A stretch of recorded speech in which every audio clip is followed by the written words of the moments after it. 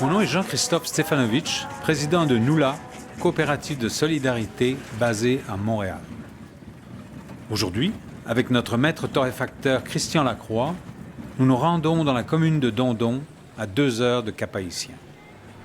Notre mission consiste à évaluer la qualité des cafés produits dans la région et surtout à rencontrer nos amis producteurs et productrices.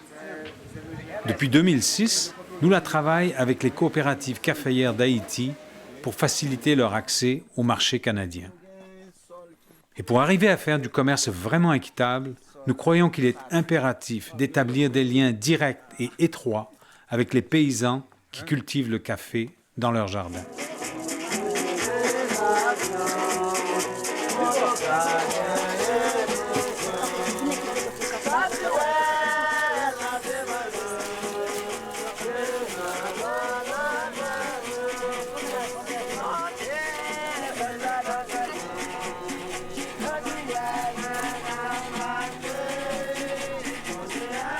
Et nous sommes en train de préparer cette portion de terre juste pour planter des cafés. Mais ce n'est pas seulement café, il y a d'autres fruits, par exemple igname, bananes, etc.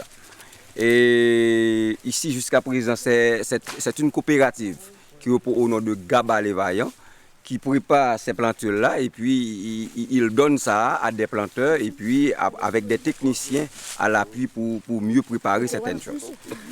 Qu'est-ce que vous remarquez bien ici, ce n'est pas seulement les grands ou bien les vieillards ou bien les jeunes qui font ça, mais les enfants travaillent aussi. Si vous regardez, nous avons des petits qui transportent pour nous les plantules, nous avons des gars qui sont en train de creuser la terre pour y planter ça. Nous avons des femmes également qui préparent de la nourriture pour eux. Cela veut dire que c'est toute la population presque qui intéresse dans ça. Mais ici, une chose très importante pour nous, nous n'avons pas utilisé l'engrais chimique. Nous utilisons l'engrais organique. Comment ça se fait? Ça se fait avec des composts, des pailles, tout ça. Et puis c'est pourquoi en Haïti, nous n'avons pas de café avec des produits chimiques, mais nous avons des cafés préparés avec des produits organiques. Alors je dois vous dire sincèrement, le café représente pour les gens de Dondon une chose extraordinaire. Parce que naturellement, c'est grâce à ça que les paysans, les planteurs, moi-même également, c'est grâce à ça que nous avons l'opportunité d'envoyer nos enfants à l'école. Ça nous permet d'avoir assez de possibilités pour construire peut-être des maisons. Bon, le café, je dois vous dire sincèrement, c'est le produit essentiel de la commune de Dondon. Parce que nous avons l'habitude d'utiliser d'autres plants, par exemple haricots, bananes, mais parfois ça, c'est pas trop garanti parce que parfois il y a trop de pluie, il y a trop de soleil, ça crée pas mal de problèmes. Mais le café, c'est une chose plus ou moins sûre. Et d'autres choses que les paysans donnent beaucoup d'importance à café, c'est parce que on parle ça d'une chose de vieillesse. Parce que même quand vous arrivez à partir de 60-70 ans, eh bien ça va nous aider, même quand nous ne pouvons pas assez de possibilités de travail. Mais on peut envoyer quel que soit l'enfant de dire, ok, tu vas récolter ça pour nous et puis ça va nous donner de l'argent. C'est vraiment important pour nous, le café en Haïti plus particulièrement. Donc.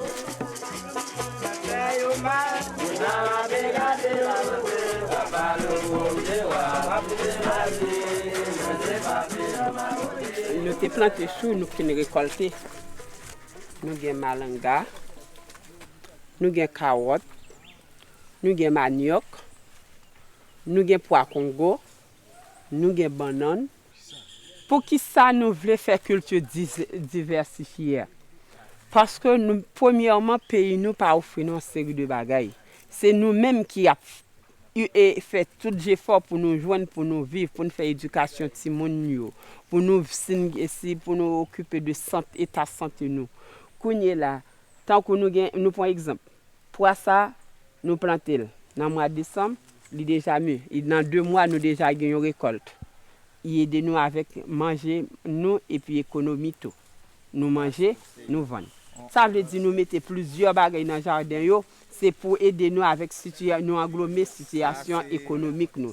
Là, nous faisons une seule culture, il n'est pas rentable pour nous parce que nous allons avec une économie qui est plus longue et puis nous souffrons. Fomi. Attention. Avec éducation coopérative, il y a replanter, il y a fait reboisement. Parce que vous connaissez, si vous coupez pied bois, il y a perdu plantation café. Il faut qu'il y ait une l'ombre qui n'est pas trop couvert, il pas doit trop pas si pas gain pied bois tout, il pas bon, il pas gain il trop couvert tout, il pas bon. En dans coopérative yo, nous seulement garçons pas qu'à gérer. Bon, tant que si nous un séminaire, nous besoin des monde. Nous sommes étrangers, nous besoin des monde. Des femmes qui pour recevoir, seul garçon pas suffisamment pour faire tout le travail dans la coopérative là. Coopérative là, il y a une nécessité vraiment pour y joindre, pour femmes yo participer dans conseil dans la coopérative yo.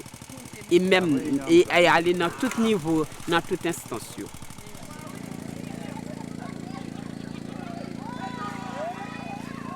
Nous-mêmes nous organisons, nous avons un groupe femmes. Nous faisons activité collective, nous faisons transformation. Manioriba, qui veut dire Manioriba, c'est un sigle. Manioc, du riz et puis banane. Pour nous-mêmes, faire de nous sentir que c'est vraie femme nous travaillons avec toute sensibilité, nous, avec toute disponibilité, nous, pour nous faire travailler par nous.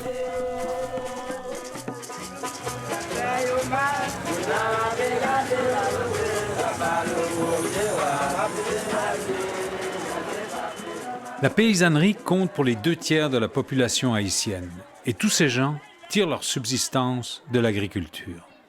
Pourtant, le secteur agricole est mal en point. Les grands accords internationaux de libre-échange ont favorisé l'importation massive de produits alimentaires étrangers à bon marché au détriment des productions locales. Jusqu'alors autosuffisante et même exportatrice, Haïti doit importer aujourd'hui plus de la moitié de la nourriture qu'elle consomme, le riz en particulier. Les marchés et la spéculation ont aussi causé un déclin de la production caféière, qui a pourtant été un fleuron de l'économie haïtienne pendant plus de 2 siècles. Nous croyons que la relance de l'économie du pays passe par la relance de l'agriculture. En faisant du commerce équitable avec la paysannerie haïtienne, en payant un juste prix pour les denrées qu'elle achète, nous la valorise le travail paysan.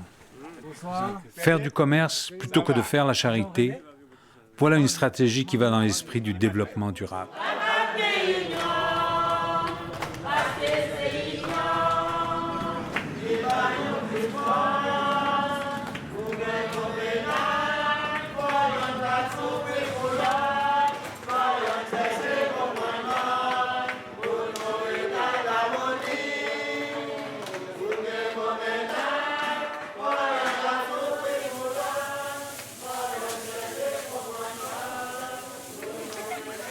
Oui, café, nous sommes capables de dire que c'est un produit qui a pile valeur pour nous en dedans la communauté Caris. Raison nous sommes capables de dire que c'est une banque producteur. Parce qu'à chaque fois que nous avons un café, dans ce moment, c'est toujours permettre aux producteurs de jouer un premier morceau d'argent pour entrer petit à l'école. Ça, c'est une. Et c'est avec l'argent café tout, nous permettre que y ait l'autre activité qui fait. Nous avons une activité alpha. À travers Mamio, nous mettons l'alphabétisation pour permettre que nous même capables qu'on lit à écrit. Pour les gens venir vendre un café pour que pendant qu'ils enregistré, mais nous même capables de dégranger ça au vendre. Est-ce que c'est ça ou marqué pour nous? Est-ce que c'est ça qu'on a? On essaie de trouver les défauts dans les grains verts.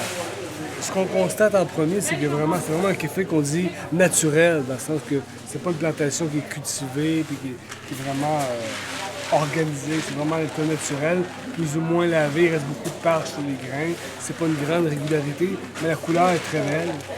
Puis, on va le goûter tantôt, on va voir les qualités. Il y a quand même 10 défauts, 12 défauts pour 10 grammes de grains verts.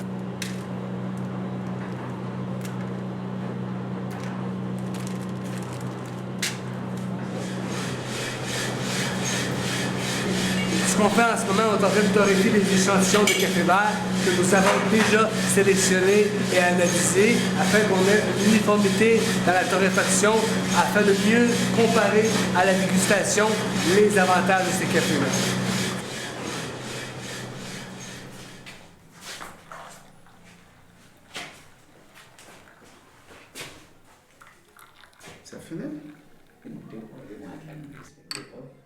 La qualité du café en termes organoleptiques sont satisfaisants, c'est même comparable à de grands cafés. Moi, j'achète beaucoup de café de partout et je peux comparer en ce moment ce que j'ai dégusté dans les 12 lots différents à une qualité qui s'équivaut à de grands cafés.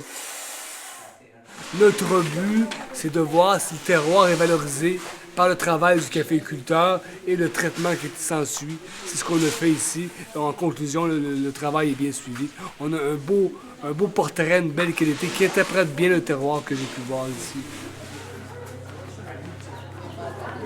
Plus. Empile.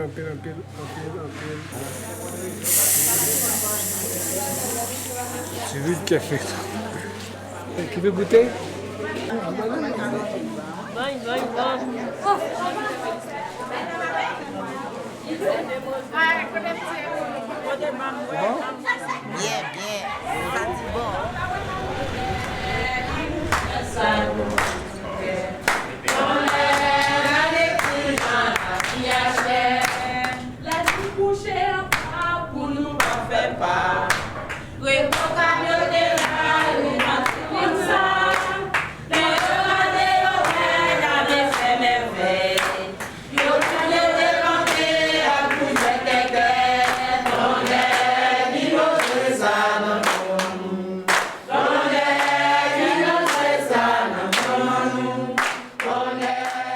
Tout ce qui se fait au niveau du Haut-Concarneau, ça se fait de la même manière au niveau des coopératives.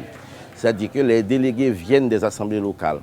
Les assemblées locales élisent ces délégués au niveau des coopératives. Et les coopératives choisissent parmi ces délégués et les envoient à la délégation au niveau du Haut-Concarneau. C'est-à-dire que ça, c'est la dynamique même de l'organisation et ça entretient toute une vie, quoi. C'est la vie même de l'organisation. Depuis ses débuts en Haïti, Noula entretient des liens étroits avec le réseau des coopératives caféières.